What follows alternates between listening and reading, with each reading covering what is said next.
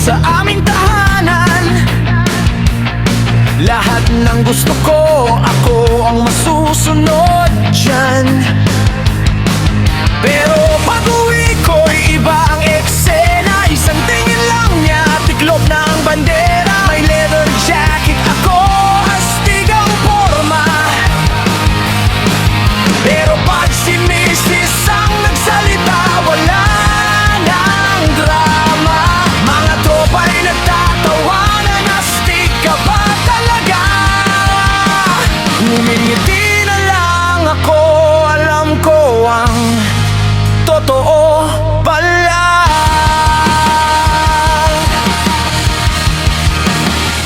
Hindi sa takot, respeto ang dahilan.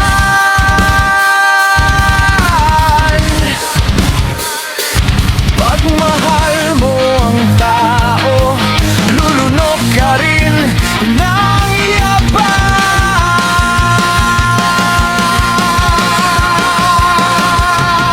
Walang matigas na mister sa matinik na misis. Kahit gaano kaangas, babagsak din sa dambing. Kapag kumunot ang no, wala kang pala. Pero sa dulo naman, siya pa rin ang kayakap. Walang matigas na mister sa matinik na misis.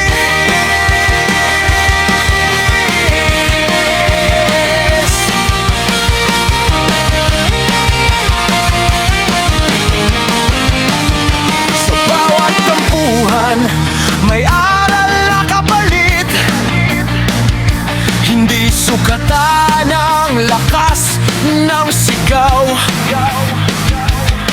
kundi ang pusong marunong magmahal.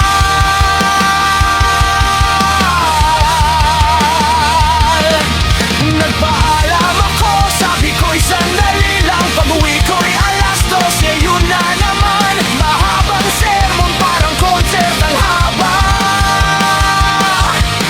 Pero alam kong may dahilan sa bawat salita. Kapag may problema, siya ang unang kasama. Hindi man laging sweet, tunay ang pag-aruga. Sa bawat tagumpay ko, siya ang palakpak. Sa bawat pagkatalo, siya rin ang sandalan. Hindi kailangan laging ako ang panalo. Mas mahalaga ang tahanang buo. Kung minsan magpapatalo para sa kapayapaan, doon mo makikita ang tunay na katatagan. Walang matigas na mister sa matinik na misis. Hindi ito kahinaan, kundi tunay na pag-ibig. Sa gitna ng ingay, sa gitna ng gulo, kami pa rin sa huli ang magkahawak kamay. Kaya sa lahat ng mister na astig ang dating, huwag kalimutang magmahal.